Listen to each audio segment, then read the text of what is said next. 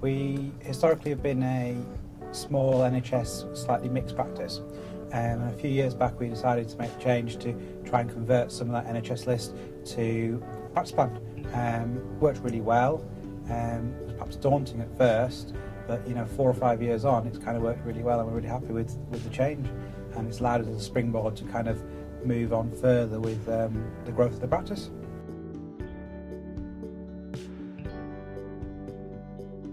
I think part of it was perhaps to grow the practice and develop new services into the practice, for sure.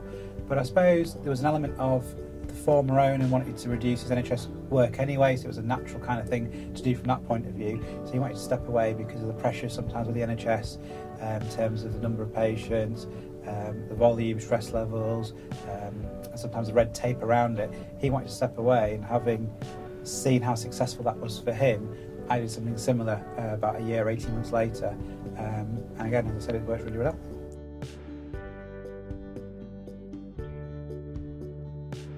It is just a treadmill, really. It's just each day trying to get through your day, to get to kind of 5:30, 6 o'clock when you finish. It is pretty intense, and sometimes you don't feel you're building the relationships or perhaps caring people as well as you'd like. And I'm not necessarily mean the dentistry, but I'm talking about getting to know your patients, maybe delivering the service levels that you want, which is also conducive for then growth and building your reputation. Sometimes the two things didn't really work for us. So for me, stepping away just allowed us to kind of build that rapport with patients, build up, I like to think, quite a strong goodwill and reputation in the area. That's probably for me was the most important thing. And then in the end, that's where the business has perhaps grown secondary to that because of the reputation and the more time that we can spend with patients.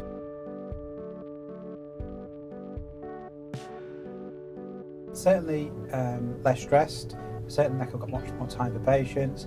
I think I'm much closer to a lot of my patients now. I think I'm developing not necessarily a personal relationship, but certainly a much more it's a less dentist-patient relationship. It's a bit more of a nice chat when they come and see us because we know so much more about each other, and that I personally like because it makes my day much more, for me, much more pleasant, because it's perhaps one of the things I enjoy most about dentistry.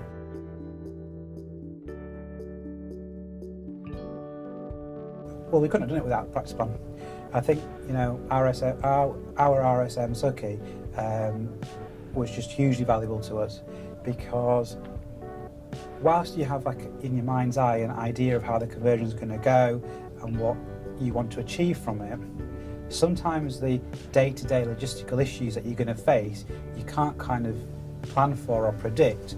So having that someone that's done it and can talk to you about different ways and modalities of doing that conversion, you can almost begin to foresee the potential issues and create solutions before the event, which we just wouldn't have been able to do without that kind of support from him.